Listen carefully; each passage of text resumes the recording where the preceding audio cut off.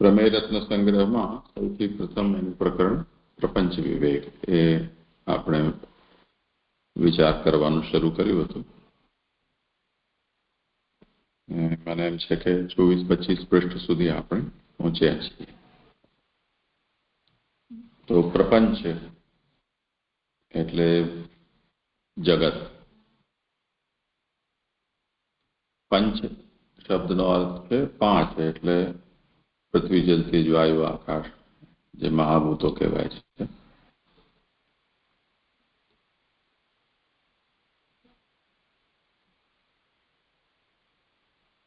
એનાથી જે બનેલું હોય તે પ્રપંચ એટલે કે જગત, એટલે જળ જગત. આ વિષય એટલા માટે શરૂ થયો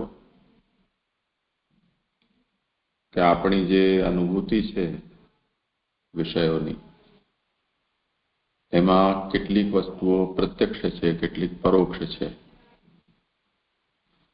તો જગત જે છે સૌથી વધારે આપણને સરળતાથી અનુભવવામાં આવી જાય એવું છે. અને જગતના જે પદાર્થો છે એ તો અગણિત છે, પરંતુ આપણે એને પાંચ મહાભૂતોથી બનેલા છે, એટલે પૃથ્વી, જલ, તેજ, વાયુ ને આકાશ, એમ પાંચ તત્વોમાં આપણે એમને સંક્ષેપમાં કહી શકીએ કે સમજી શકીએ. પણ જેમ અનેક વસ્તુઓ છે એને આપણે પાંચથી સમજી શકીએ છીએ, એમ પ્રશ્ન પાછો એ પણ થાય કે આ પાંચ શું છે. એટલે જો આધુનિક ભાષામાં આપણે કહીએ તો બેસિક એલિમેન્ટ તરીકે આપણે જો ગણવા જઈએ તો આ પાંચ તત્વોને કહી શકીએ. જે મોડર્ન ફિઝિક્સ છે એ એમ કહે છે કે એલિમેન્ટ્સ બધા 128 છે. તો એ લોકોએ જેટલા પણ પદાર્થો છે એ પદાર્થોનું જે છેલ્લામાં છેલ્લું ઇનડિવિઝિબલ યુનિટ છે એને તત્વ તરીકે કહ્યું, અને એ તત્વની સંખ્યા એ લોકોએ 128 જેટલી ગણી છે. જેમાં કેટલાક પ્યોર નેચરમાં છે ને કેટલાક મિક્સ નેચરથી છે. એટલે બે એલિમેન્ટ્સ કે ત્રણ એલિમેન્ટ્સ ભેગા થઈને કોઈક એક ફરી પાછું મોલેક્યુલ જેવું બને એ રીતે. પણ જે કંઈ પણ છે એને આપણે એક શબ્દમાં કહી શકીએ કે આ બધું મેટર છે, કે આ બધું ગેસ છે, એવું કંઈ પણ આપણે એને નામ આપી શકીએ. પણ ફરીથી એ જે પણ આપણે તત્વના તરીકે એની સંખ્યા કહીએ, 128 કહીએ કે 100 કહીએ કે 5 કહીએ,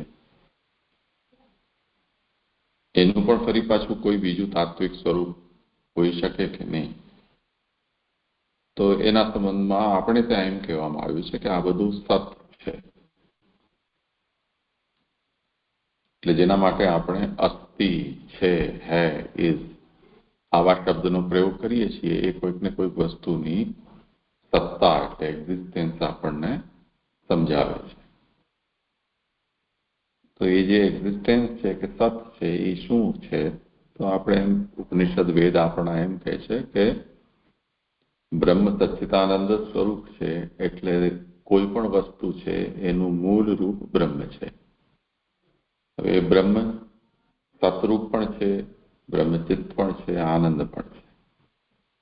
તો જ્યાં ચૈતન્યને આપણને નથી જણાતું, કે જે જગ્યાએ આપણને બ્રહ્મના અલૌકિક ગુણધર્મો એટલે કે આનંદ જ્યાં આપણને અનુભવાતું નથી, પણ સિમ્પલ એક્ઝિસ્ટન્સ આપણને જ્યાં જણાય છે, તો એ બ્રહ્મનું સત છે. તો આ જગત જે છે એ બ્રહ્મનું સત છે. એટલે બધાનું મૂળ તત્વ બ્રહ્મનું સત થયું. એટલે આપણે એમ કહીએ છીએ કે આ જગત બ્રહ્માત્મક છે. વેદ આપણને એમ પણ કહે છે કે આ બ્રહ્માત્મક જગતને બનાવ્યું પણ બ્રહ્મે પોતે જ છે. એટલે આ બ્રહ્મે પ્રોડ્યુસ કર્યું છે, કે એનું પ્રોડક્ટ છે. એનું કર્તા પણ બ્રહ્મ પોતે છે, અને એનું કારણ એટલે કોઝ એ પણ બ્રહ્મ જ છે. તો જ્યારે બ્રહ્મ કર્તૃક સૃષ્ટિ છે, બ્રહ્માત્મિકા સૃષ્ટિ છે, તો જે કર્તા પણ બ્રહ્મ જ છે અને જેનાથી આ જગત બનાવવામાં આવ્યું છે એ પણ પોતે બ્રહ્મ જ છે. તો કોઈ પણ વસ્તુ જેના કારણની વિવેચના કરવામાં આવે તો આપણને એનું બનાવનાર કોણ, એટલે નિમિત્ત કારણ કોણ, કે કર્તા કોણ, ક્રિએટર કોણ, અથવા એ રો મટીરિયલ શું છે કે જેનાથી આ બને છે, એટલે ઉપાદાન. તો આ બે મુખ્ય આપણને પ્રશ્નો ઊભા થાય. કોણે બનાવ્યું, શેનાથી બનાવ્યું? તો એ બંનેનો ઉત્તર બ્રહ્મ જ છે. એટલે આપણે એમ કહીએ છીએ કે આ જગતનું નિમિત્ત કારણ અને ઉપાદાન કારણ બંને એક બ્રહ્મ જ છે. એટલે અભિન્ન નિમિત્તોપાદાન બ્રહ્મ છે, એવું એનો સિદ્ધાંત નીકળ્યો. હવે પ્રશ્ન એના ઉપર એ થાય છે કે કોઈ પણ વસ્તુ ક્યાંથી પેદા થઈ, કોણે પેદા કરી, કેવી રીતે થઈ, શેનાથી થઈ, આ બધા જે પ્રશ્નો છે એ પ્રશ્નોમાં બે પક્ષો છે, એક કારણ અને એક કાર્ય. તો કોઈએ ધક્કો માર્યો અને કોઈ પડી ગયો, તો પડી જવું એ ઇફેક્ટ છે, ધક્કો મારવું એ એનું કારણ છે. તો કોઝ અને ઇફેક્ટ આ બે ફેક્ટર્સ વિચારવાના રહે છે. તો આના સંબંધમાં ઘણી બધી થિયરીઝ છે અને એના ઘણા બધા એક્ઝામ્પલ્સ આપણને મળે છે જેનાથી એ બધી થિયરીઝ પોતાને જસ્ટિફાય કરે છે. તો એક જેવી રીતે આપણે જોઈએ છીએ કે આપણા ઋતુચક્ર ઓટોમેટિકલી ચાલ્યા કરે છે, દિવસ રાત આપોઆપ થયા કરે છે, મોસમ બદલાતી રહે છે, પવન વહેતો રહે છે, નદીઓ સમુદ્ર તરફ જતી રહે છે, વહેતી રહે છે. તો આ બધી વસ્તુ એવી છે કે જેમાં આપણને કોઈ પણ વ્યક્તિ દ્વારા આ કાર્ય થતું હોય એવું જોવા મળતું નથી. એટલે કોઈ પણ કોન્શિયસ બીઈંગ કે વ્યક્તિ એ આને આ બધી ક્રિયાઓ કરતું કરાવતું હોય એવું આપણને જોવા નથી મળતું. તો નદીનું વહેવું છે કે હવાનું, પવનનું વહેવું છે, પૃથ્વીનું ફરવું છે કે દિવસ રાત થવું, આ બધું વગર કોઈ કોન્શિયસ ઇન્ટરફિયરન્સથી આ બધું ચાલ્યા કરે છે. તો એક સિદ્ધાંત એવો કાર્ય અને કારણના સંબંધમાં બન્યો કે આ બધું પોતાની મેળે થાય છે. કે કોઈ વસ્તુ કે કોઈ ઘટના ના માટે કોઈ ચૈતન્યની જરૂરિયાત નથી. વગર ચૈતન્યની જરૂરિયાતે વગર ચૈતન્યની કલ્પના કરે, એટલે કે કર્તાની કલ્પના કર્યા વિના પણ આપોઆપ આ જગતની સૃષ્ટિ, સ્થિતિ અને લય આ બધું જ થઈ શકે છે. એટલે જગતના કર્તા તરીકે કોઈને શોધવાની જરૂર નથી કે જગતના કારણ તરીકે કોઈનો વિચાર કરવાની જરૂર નથી. આવો જે સિદ્ધાંત છે એ સ્વભાવવાદનો સિદ્ધાંત થયો. એવી જ રીતે કોઈ વસ્તુ કારણ નથી, કોઈ વસ્તુ કાર્ય નથી. તમે કોઈ પણ વસ્તુના વચ્ચેનું જે કનેક્શન છે એ માણસની પોતાની બુદ્ધિની ઉપજ છે. જેમ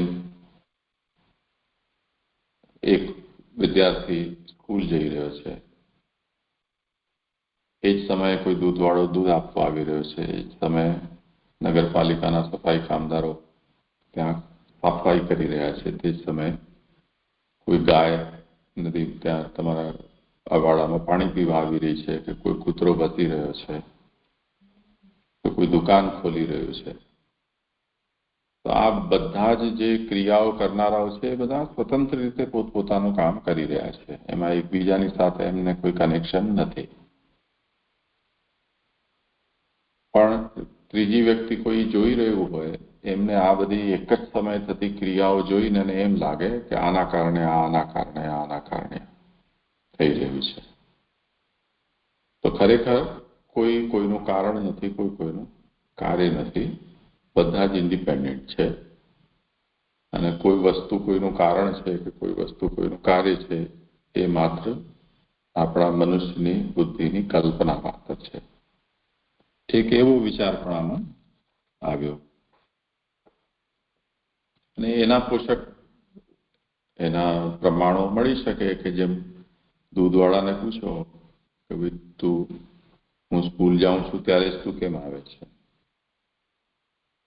કે દુકાન ખોલવા વાળો દૂધવાળાને એમ પૂછે કે હું જ્યારે દુકાન ખોલું છું ત્યારે જ તું કેમ આવે છે, તો એ દરેક વ્યક્તિ એમ જ કહેશે ભાઈ મને મારો સમય છે, હું જાઉં છું, તમે દુકાન ખોલો કે ન ખોલો હું તો જઈશ, તમે સ્કૂલ જાઓ કે નહીં જાઓ હું દૂધ આપવા આવીશ, કે તમે દૂધ આપવા આવશો કે નહીં આવો હું સ્કૂલ જઈશ. તો જ્યારે આપણે એમને પૂછીશું ત્યારે એ લોકો બધા જ એમ કહેશે કે અમે અમારું કાર્ય સ્વતંત્ર રીતે કરી રહ્યા છીએ. એવી રીતે કારણ અને કાર્ય પણ, જો કારણને પૂછશો કે તું આના લીધે થયો કે આના માટે થયો, તો કારણ કહે છે કે નહીં મને એનાથી કંઈ લેવા દેવા નથી. કાર્યને પૂછશો કે તું આ કારણને પછી કેમ થયો, તો કે હું મારી રીતે થયો, કારણનું કારણ જાણે, તમે મને શું કામ પૂછો છો, એને પૂછો.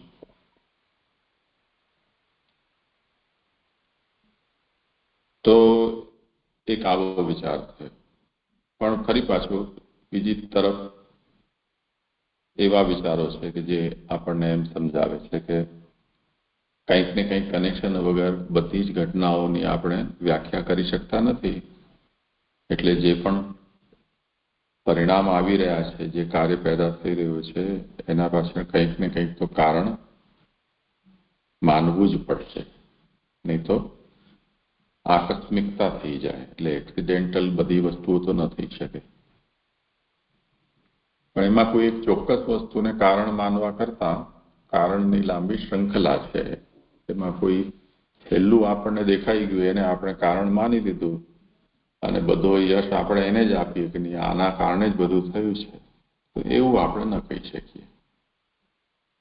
જેમ કોઈ ગધેડાના ઉપર વજન નાખતા હોય લાકડાનું, કાપેલા લાકડા લઈને કોઈ કઠિયારો જતો હોય ને કાપીને એક લાકડો મૂકતો જાય, પછી એક સ્થિતિ એવી આવે કે જ્યારે એક લાકડું છેલ્લું બાકીનું મૂકે અને એની સાથે ગધેડો વજન ઉપાડી ન શકે અને બેસી જાય જમીનમાં. તો જ્યારે છેલ્લું લાકડું છે એ ગધેડાની કેળ ભાંગી નાખી, એમ એના વજનથી એ બેસી ગયો. આપણે એવા નિર્ણય ઉપર પહોંચીએ. પણ એના પહેલા આપણે 50 લાકડા મૂક્યા છે એનું શું? એમાં આ છેલ્લું ઉમેરાયું છે. એટલે ગધેડાને કેળ ભાંગી નાખવામાં કારણ તો આ બધા ભેગા થઈને થયા છે, કોઈ એક લાકડાને કારણે થોડું થયું છે.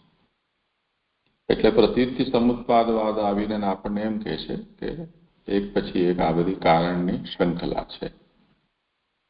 એ ચેઇન રિએક્શનથી આ વસ્તુ થઈ રહી છે.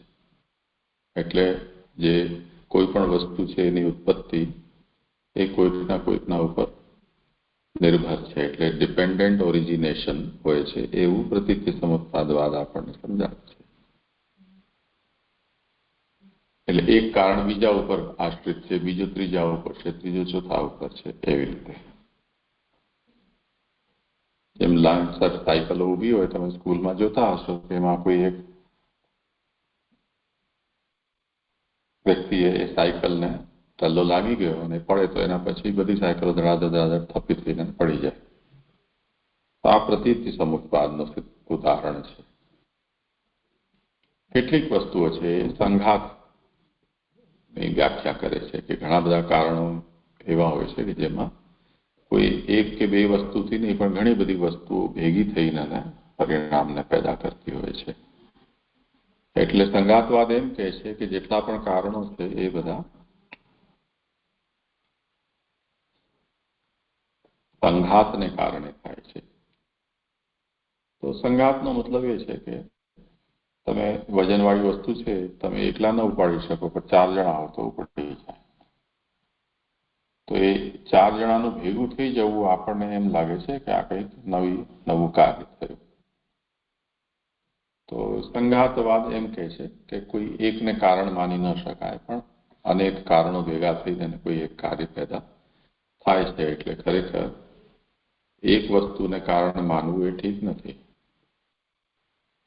અને એની પરંપરા એટલી લાંબી છે, કારણોની સંખ્યા, કે એના ચર્ચામાં પડવું કે એમાં દિમાગ ખપાવવું છે એ અર્થ વગરનું છે.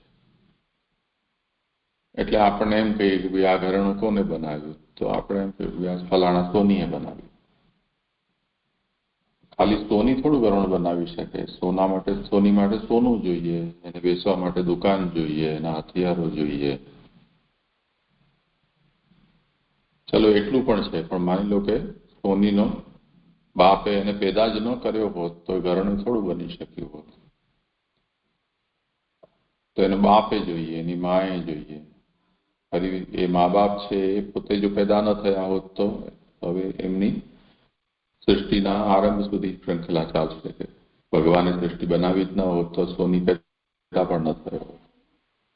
તે જ રીતે દરેક વસ્તુ ઉપર આકૃષ્ટ થાત. હથિયાર કોઈએ જો બનાવ્યા ન હોત, કે ખરીદવાના પૈસા ન હોત, વગેરે વગેરે. તો સંઘાતવાદ કારણ અને કાર્યના સિદ્ધાંતને કમજોર બનાવવા માટે એ વાત સમજાવે છે કે આ ફિઝુલ ટાઈમનો વેસ્ટેજ છે બધું. એટલે મલ્ટિપલ ફેક્ટર્સ કોઈ પણ એક ઇફેક્ટને પેદા કરનારા હોય છે. એમાં કોઈ એક કે બેને તમે ફાઇનલ કોઝ તરીકે તમે ન કહી શકો. તેના પછી નૈયાયિકો આવ્યા. એ લોકોએ કહ્યું કે નહીં, એવું નથી. કોઈ પણ વસ્તુ પેદા થાય છે તો પેદા થતી વસ્તુ એક ફ્રેશ નૂતન આરંભ હોય છે, એટલે ફ્રેશ ઓરિજિનેશન છે. અને એ વસ્તુ ઉત્પન્ન થઈ એવું કહેવું એનો મતલબ જ એ છે કે એના પહેલા એ એબસન્ટ હતી. એટલે સૌથી પહેલા જેટલી પણ વસ્તુ પેદા થાય છે કે જે પણ થાય છે એના પહેલા એનું એબસન્સ તમારે માનવું જોઈએ. એટલે વસ્તુની ઉત્પત્તિના પહેલા એનો અભાવ હોય છે. એ પણ એક કારણ છે. કેમ કે જો અભાવ નથી તો એ વસ્તુ છે એવો મતલબ થશે, તો એ પેદા જ નહીં થઈ શકે. જે વસ્તુ છે એને પેદા થાય એમ કેમ કહી શકાય? એટલે એમણે પછી કારણની વિવેચના કરી કે નહીં, સંઘાતવાદ કે પ્રતીતિ સમુક્તાવાદ, સ્વભાવવાદ કે અજાતિવાદ, આ બધા જે વાદો છે જે કારણ અને કાર્યને અવિચારિત માની રહ્યા છે, એવું નથી. આ ગંભીર વિષય છે અને કોઈ વસ્તુ કોઈના લીધે પેદા થાય છે, કોઈ ઘટના કોઈ બીજી ઘટનાઓને કારણે થાય છે, એટલે કંઈક કારણ પણ છે અને કંઈક કાર્ય પણ છે. અને જે પણ કાર્ય છે એ એની ઉત્પત્તિ પહેલા એનું અસ્તિત્વ નથી હોતું એવું માનવું જોઈએ. એ આની તાર્કિક જરૂરિયાત છે એવું માનવું હોય. એટલે એમણે કહ્યું કે નહીં, જેવી રીતે વસ્તુની ઉત્પત્તિ પહેલા એનો અભાવ હોય છે તેવી જ રીતે એનું કારણ પણ હોય છે. પેદા થવા પાછળ એ નિમિત્ત કારણ કહેવાય છે. તે જ રીતે ઉપાદાન કારણ પણ હોય છે અને જરૂર હોય ત્યાં કર્તા પણ હોય છે. તો કર્તા, નિમિત્ત કારણ અને ઉપાદાન કારણ એ જ્યારે કોઈ પણ પ્રોસેસમાં એટલે વ્યાપારવાન થાય ત્યારે એ પ્રોસેસના રિઝલ્ટના રૂપમાં એ વસ્તુ અસ્તિત્વમાં આવે છે. એ આરંભવાદીઓએ કહ્યું. અને એના સામે એક સિદ્ધાંત એવું પણ છે વિવર્તવાદનો, કહેવામાં આવે છે કારણના સંબંધમાં, કે જે કંઈ પણ કાર્ય છે એ કારણનું વિવર્ત પરિણામ છે. વિવર્ત પરિણામ એટલે કાર્ય પેદા થયું હોય એવો ભ્રમ, એવી ભ્રાંતિ. જેવી રીતે આપણને અંધારામાં રસ્તી પડી હોય અને આપણને એમ લાગે કે આ સર્પ છે અને આપણે ડરી જઈએ, તો વસ્તુતઃ ત્યાં સર્પ નથી, પરંતુ ભ્રાંતિવશ આપણને એ રસ્તી સર્પ જેવી દેખાય છે. પછી જ્યારે આપણે એના ઉપર પ્રકાશ નાખીએ તો એનું મૂળ સ્વરૂપ દેખાય છે અને સર્પનો ભ્રમ આપણો દૂર થઈ જાય છે. એવી રીતે વિવર્તવાદી એમ કહે છે કે વસ્તુતઃ કારણ જ કારણ છે, કાર્ય જેવું કંઈ નથી, એ આપણી ભ્રાંતિ છે. તો શંકરાચાર્યજી જે છે માયાવાદ આ બેઝ પર એ લોકો એમણે કહ્યો આપણને કે બ્રહ્મ જ બ્રહ્મ છે, જગત જેવું કંઈ ખરેખર નથી, એ આપણો ભ્રમ છે. એના સામે આ બધા સત્કારણતાવાદથી વિરુદ્ધ માન્યતાઓ હતી કે જુદી માન્યતાઓ હતી કે જે લોકો કારણ અને કાર્યના સંબંધમાં કંઈક એમને સમસ્યા છે. પરિણામવાદ છે એ સામે આવીને આવ્યો, જે સાંખ્યનો મુખ્ય સિદ્ધાંત છે અને વેદાંતનો પણ. તો એમણે આ વાત કહી કે એવું નથી, વસ્તુતઃ કારણ અને કાર્ય એ વસ્તુની જ બે જુદી જુદી અવસ્થા છે. એટલે જેમ નાનું બાળક છે, એના 1 વર્ષ 2 વર્ષ 3 વર્ષ કે 10 વર્ષના ફોટોગ્રાફ્સ આપણે આપણા જોઈએ નાનપણથી અત્યાર સુધીમાં, તો એ કંઈ અલગ અલગ વ્યક્તિ નથી. સોનોગ્રાફીનો રિપોર્ટ જોઈએ તો એ જ બાળક 1 મહિનાનું માના ગર્ભમાં આપણને દેખાય કે જેમાં હજી એના અંગો પૂરા વિકસિત ન થયા, પણ પછી જ્યારે એનો પ્રસવ થાય ત્યારે સાંગોપાંગ હોય. તો એ જ તત્વ જે છે, એ જ એક જ વસ્તુ, એ અવસ્થા ભેદથી પૂર્વ અવસ્થામાં કારણ છે, પછીની અવસ્થામાં કાર્ય છે. તે જ રીતે બીજ અને વૃક્ષ એવું સમજી લો. તો પરિણામવાદ એ કહી રહ્યું છે કે કારણ અને કાર્ય એ વસ્તુની બે અવસ્થાઓ છે અને એમાં 2 મોડેલ આપણને મળે છે, એક વિકૃત પરિણામ અને એક અવિકૃત પરિણામ. એટલે ઘણી વખતે વસ્તુનું એવું પરિણામ આવતું હોય કે જે રિવર્સ ન કરી શકાય, તો એ વિકૃત પરિણામ છે. જેમ દૂધ છે, એને જામણ નાખી દો, મેળવણ કરી દો તો એ દહીં બની જાય, પછી એ દહીંનું ફરીથી દૂધ ન થાય. તો આ વિકૃત પરિણામ છે. અને અવિકૃત પરિણામનું ઉદાહરણ છે સોનું અને ઘરેણાં. તમે લગડી કે બિસ્કિટ આપો અને એમાંથી ઘરેણાં બનાવે અને ફરી પાછું ઓગાળી દે, તો એટલું ને એટલું વજનનું તમને સોનું મળી જાય. તો આટલા કારણ કાર્ય સંબંધમાં મતવાદો, એ મતવાદોના અંદર વેદાંતમાં શ્રી મહાપ્રભુજી આપણને એમ સમજાવે છે કે અવિકૃત પરિણામવાદ છે એ બ્રહ્મવાદને સમજવા માટે ઉપયોગી છે. એટલે જગત જે છે અને જીવ છે એ બ્રહ્મનો અવિકૃત પરિણામ છે. એટલે બ્રહ્મ પોતે જગત રૂપે અને જીવ રૂપે થયું છે. અને તેને કારણે જેમ આ જગત, જેમ બ્રહ્મ સત્ય છે, એ ભ્રાંતિ નથી, ઇલ્યુઝન નથી, એવી રીતે જગત જીવ પણ બ્રહ્મ જેવા જ સત્ય છે. અને એને પણ જેમ માયાવાદી મિથ્યા કહે છે, તો એ વસ્તુ સંભવ નથી. તે પછી જગત બ્રહ્મનું પરિણામ છે, બ્રહ્મ સત છે. જે સત હોય એનો ક્યારે પણ એ અસત ન થઈ શકે, એટલે અભાવ ન થઈ શકે. એટલે તાર્કિકોએ જે 4 પ્રકારના અભાવો કહ્યા હતા કે વસ્તુ ઉત્પન્ન થતા પહેલા એનો અભાવ એટલે પ્રાગભાવ, વસ્તુનો નાશ થઈ ગયા પછી એનો પ્રધ્વંસાભાવ, એક વસ્તુ બીજી વસ્તુ નથી એટલે એનો અન્યોન્યાભાવ, કે કોઈ વસ્તુ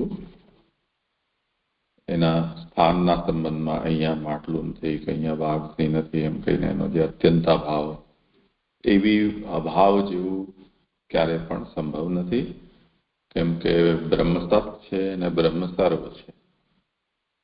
એટલે બ્રહ્મ સર્વ હોવાને કારણે જે પણ વસ્તુ થયું છે તે બ્રહ્મ જ છે. તેથી બ્રહ્મ ઇઝ ઇક્વલ ટુ સર્વ અને સર્વ ઇઝ ઇક્વલ ટુ બ્રહ્મ. તો કોઈ વસ્તુનો અભાવ એટલે કે નાશ કે અસત્તા, નોન એક્ઝિસ્ટન્સ સંભવ નથી. એટલે અભાવનો સિદ્ધાંત જ મૂળમાં ખોટો છે. એનું નિરાકરણ કરવામાં આવ્યું. પણ પ્રશ્ન ત્યાં એ થયો કે જો અભાવ નથી તો ઉત્પત્તિ કોની? અને જે વસ્તુ ઉત્પન્ન થયા પછી, જેમ કોઈ મરી ગયું કે ફૂટી ગયું કે ફાટી ગયું કે જલી ગયું એમ આપણે કહીએ છીએ, તો એવું થયા પછી એ વસ્તુ જ્યારે ઉપલબ્ધ નથી થતી તો એને શું સમજવું? એને અભાવ ન કહી શકાય. એટલે કે ઉત્પત્તિ નાશની વ્યાખ્યા શું આપવી? તો એના માટે બ્રહ્મવાદના સિદ્ધાંતથી એ વાત સમજાવવામાં આવી કે તાર્કિકો જેને નાશ કહે છે એ નાશ નથી, વસ્તુતઃ તિરોભાવ છે. તાર્કિકો જેને ઉત્પત્તિ કહે છે એ શૂન્યમાંથી કોઈ વસ્તુનું આવવું એવું નથી, પરંતુ એ આવિર્ભાવ છે. એટલે જે વસ્તુ છે પર અત્યારે વિઝિબલ નથી, જોઈ નથી શકાતી, પ્રત્યક્ષ નથી, એનું વિઝિબલ થઈ જવું, પ્રત્યક્ષ ગોચર થઈ જવું એ આવિર્ભાવ છે. અથવા જે વસ્તુ અત્યારે ઇનેક્ટિવ છે એનું એક્ટિવેટ થઈ જવું, એટલે જે અર્થક્રિયાકારી થઈ જવું, એને આવિર્ભાવ કહેવામાં આવે છે. અને એનું જ ઉલટું એ તિરોભાવ છે. તો ઉત્પત્તિ નાશ નથી, પરંતુ આવિર્ભાવ ને તિરોભાવ છે. આ સિદ્ધાંત એ આપણા જે વ્યવહાર છે એની વ્યાખ્યા કરી શકાય છે. એના પછી આ જગત આ પ્રકારનું છે, પરંતુ જગતની પ્રતીતિ જેમ સચ્ચિદાનંદ બ્રહ્મ પોતે જગત જીવ સ્વરૂપે થયું છે, તો શા માટે આપણને જગત છે એની બ્રહ્માત્મકતાનો અનુભવ નથી થતો? કે તે જ રીતે આપણે જીવ છીએ તો કેમ આપણા અંદર આનંદનો અનુભવ થતો નથી? તો એનું કારણ બ્રહ્મની જે શક્તિ છે માયા એ છે. અને માયા બે કાર્ય કરે છે. એક તો આચ્છાદન કરે છે અને અન્યથા પ્રતીતિ કરાવે છે. એટલે માયા જીવની બુદ્ધિને ઉપર અજ્ઞાન નાખી દે છે, જેને કારણે વસ્તુ જે બ્રહ્મ સ્વરૂપ છે એને એ આપણે જોતા બંધ થઈ જઈએ છીએ. અને બીજું, જેવી વસ્તુ નથી એવું વસ્તુનું આપણને જ્ઞાન કરાવી દે છે, એટલે ઉલટી સમજ અપાવે છે. તો બ્રહ્મ બધું થયું હોવાને કારણે આ જગતમાં કોઈ વસ્તુ ખરાબ નથી, કોઈ જગ્યાએ અધર્મ નથી, કોઈ વસ્તુ પાપ નથી, કોઈ વસ્તુ તુચ્છ નથી. પરંતુ આપણને બ્રહ્મ દ્રષ્ટિ નથી માયાને કારણે, તેથી આપણને આવું બધું જણાય છે કે આ મારું છે, આ તારું છે, આ સારું છે, ખરાબ છે, આ પુણ્ય છે, આ પાપ છે, આ ખરાબ છે કે ગંદુ છે કે સારું છે એમ. તો એ બધું અન્યથા પ્રતીતિ કરાવનારી જે માયા છે તેને કારણે થાય છે. એ પ્રક્રિયા કઈ રીતે થાય છે એ આપણે શાયદ હવે 25મા પાનાથી જોવાનું. આટલું જે આવર્તન છે એ આપણે અત્યાર સુધી જે વિષય ચાલ્યો એનું કર્યું છે. હવે પ્રમેયરત્ન સંગ્રહના 24-25 પાનાથી આપણે શરૂ કરીશું, પણ આજે નહીં કરીએ. આજે સમય થઈ ગયો છે આપણો. કાલથી આપણે વિષય શરૂ કરીશું. અને વખતે ઠીક લાગે તો આને હજી સમરાઇઝ કરવું હોય તો કરજે, નહીં તો પછી કાલે હવેથી શરૂ કરશું. ઠીક છે ને? કંઈ પૂછવું હોય કોઈને તો પૂછી શકો. સારું, ચાલો.